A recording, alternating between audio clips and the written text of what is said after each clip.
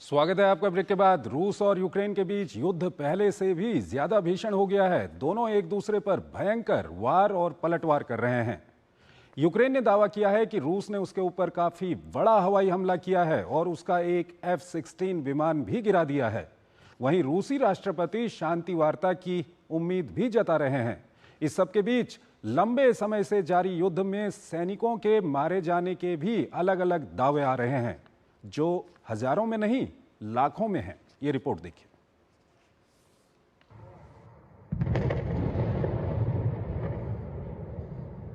कुछ दिनों के भीषण संघर्ष के बाद ईरान और इजराइल के बीच जंग थमी ही थी कि रूस यूक्रेन के बीच जंग पहले से ज्यादा तेज हो गई है। रूस ने यूक्रेन के खिलाफ शनिवार और रविवार की दरमियानी रात अपना सबसे बड़ा हवाई हमला बोला, जिसमें सैकड़ों ड्रोन और मिसाइलें पूरे देश में दागी गई है। यूक्रेन पर भीषण हमला उस वक्त हुआ जब दोनों देशों के बीच इसी हफ्ते इस्तांबुल में शांति वार्ता प्रस्तावित है। इस हमले के बाद शांति वार्ता की उम्मीद एक बार फिर टूटती नजर आ रही है। यूक्रेनी वायुसेना के अनुसार रूस ने यूक्रेन पर 477 ड्रोन और 60 मिसाइलों से हमला बोला। हालांकि हमले से पहले रूसी राष्ट्रपति व्लादिमीर पुतिन का एक बयान भी आया था कि जिसमें उन्होंने मॉस्को के इस्तांबुल में होने वाले शांति वार्ता के लिए तैयार रहने की बात दोहराई थी। अपने बयान में रूसी राष्ट्रपति ने कहा कि दोनों देश इस्तांबुल में बैठक करने के लिए तैयार है। हालांकि बैठक की सही तारीख तय करना दोनों पक्षों के वार्ता समूहों पर निर्भर है। उन्होंने कहा कि अच्छी बात यह है कि दोनों पक्षों के प्रतिनिधि लगातार एक दूसरे के संपर्क में हैं, नियमित रूप से बातचीत कर रहे हैं, जो कि एक सकारात्मक संकेत है। यूक्रेन के राष्ट्रपति वोलोदिमीर जेलेंस्की ने रूस के हवाई हमले के बाद अमेरिका और पश्चिमी सहयोगियों से तत्काल मदद की अपील की है। जेलेंस्की ने अमेरिका से पैट्रियट मिसाइल सिस्टम उपलब्ध कराने की मांग की। हालांकि अमेरिकी राष्ट्रपति डोनाल्ड ट्रंप ने अभी तक यूक्रेन के नई सैन्य मदद को मंजूरी नहीं दी है, लेकिन हाल में हुए नाटो शिखर सम्मेलन में जेलेंस्की के अनुरोध पर विचार करने की बात कही थी। यूक्रेनी सेना के मुताबिक इस हमले में यूक्रेन के पश्चिमी इलाकों समेत देश के कई हिस्सों को निशाना बनाया गया है। चेरकासी में एक कॉलेज और 3 बहुमंजिला इमारतों को नुकसान पहुंचा, जिससे एक बच्चे समेत 6 लोग घायल हुए। वहीं खेरसौन में एक ड्रोन हमले में एक व्यक्ति की मौत हो गई। इस हमले में यूक्रेनी सेना ने अपने तीसरे F-16 लड़ाकू विमान के नुकसान की भी पुष्टि की है।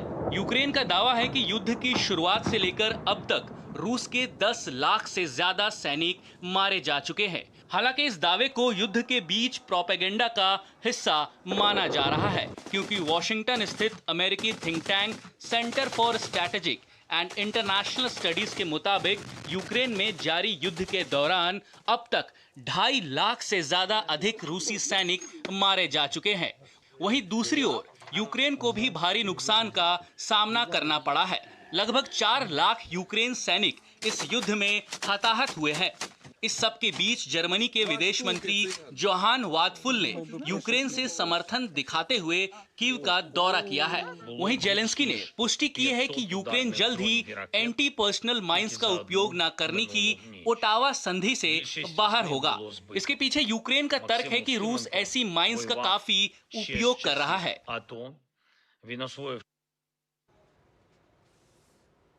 और इस खबर पर ज्यादा बात करने के लिए हमारे साथ जुड़ रहे हैं lieutenant general retired Sanjay Kulkarni, former DG infantry और विदेशी और सामरिक मामलों के जानकार हैं।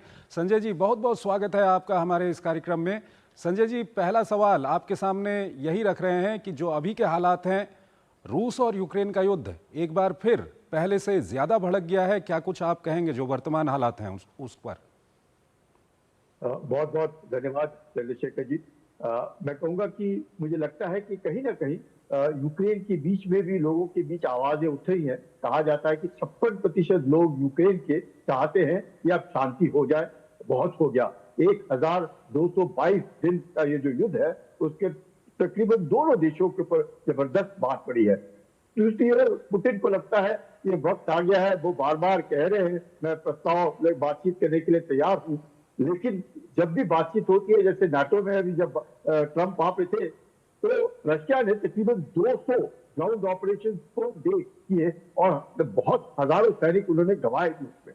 ये हिसाब दर्शाता है कहीं ना कहीं, मुझे लगता है, लग रहा है कि हो सकता है अगर सीज फायर होता है तो कोई ना, हर कोई चाहता है कि पोजीशन ऑफ स्ट्रेंथ पे आ जाए। और खासकर जब पुतिन के लिए जर्मनी का मानना है कि पुतिन पूरे यूक्रेन के ऊपर चाहते हैं कि पूरा यूक्रेन उनका हो जाए, लेकिन जिस प्रकार से उन्होंने 20 से 25% तक यूक्रेन को पकड़ के रखा हुआ है, वो चाहेंगे कि वो हिस्सा यूक्रेन को वापस ना किया जाए।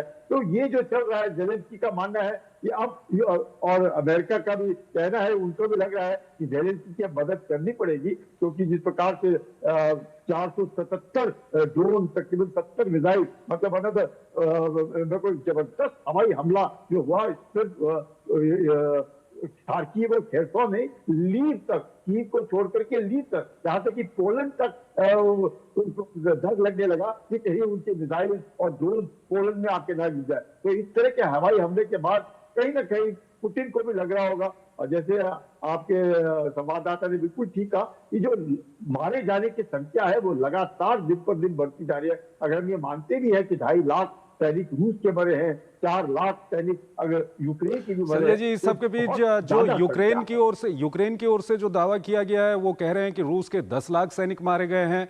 हालांकि जो इंडिपेंडेंट बॉडी है अमेरिका की, जिसने इस पर एक रिपोर्ट दी है, उसका ये कहना है कि यूक्रेन के करीब 4 लाख सैनिक मारे गए हैं, रूस के करीब 2.5 लाख सैनिक मारे गए हैं। क्या कुछ सच है इसमें?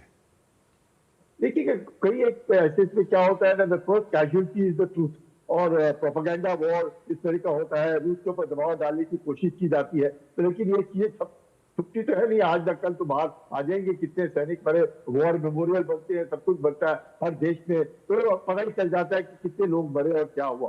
तो मुझे लगता है, जहां तक अमेरिका का जो इंडिपेंडेंट थिंक टैंक है जो कह रहा है कि 2.5 लाख रूसी सैनिक मारे गए और 9 लाख घायल हुए हैं, यानी कि 2.5 लाख मरे हैं और 9 लाख घायल हुए हैं, वो अमेरिका का मानना है। और यूक्रेन का मानना है कि इनके 10 लाख मरे। तो हम सोच सकते हैं कि 2.5 लाख का जो फिगर है और 9 लाख का जो कैजुअलिटी फिगर है, हो सकता है क्योंकि रूस को भी जबरदस्त दबाव पड़ रहा है, क्योंकि नॉर्थ कोरिया से सैनिक आकर के उनके लिए लड़ रहे हैं, और वही बूट्स ऑन ग्राउंड की दिक्कत यूक्रेन को भी आ रही है। ठीक है और संजय जी, इसी को लेकर के अंतिम सवाल आपके सामने रखेंगे कि प्रेसिडेंट ट्रंप काफी कामयाब हुए, चाहे इजराइल ईरान के बीच में युद्ध बंद करवाना हो या उसके अलावा दूसरे इलाकों की बात हो, यहाँ पर क्या कुछ दिक्कत आ रही है उनको? कोशिश तो काफी कर रहे हैं वो।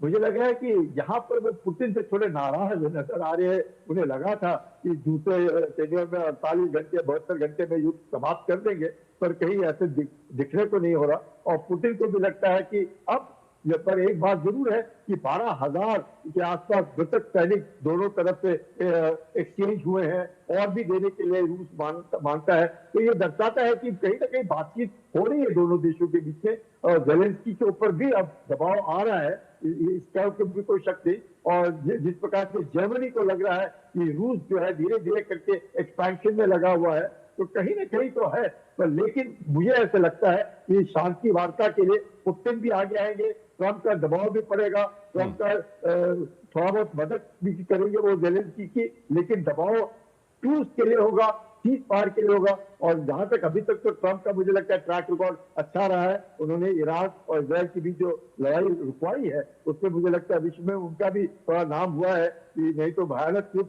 हो सकता था। और हो सकता है गाजा के ऊपर भी वो थोड़ा बहुत अगर नरमी से पेश आए, दोनों देशों को साथ लाए, तो वहां पर भी शांति बहाल होने का आशा नजर आती है। ठीक है संजय जी, अभी गाजा के मुद्दे पर अभी हम बात करेंगे, लेकिन पहले एक छोटा सा हमको यहाँ पर ब्रेक लेना है। आप हमारे साथ बने रहिए।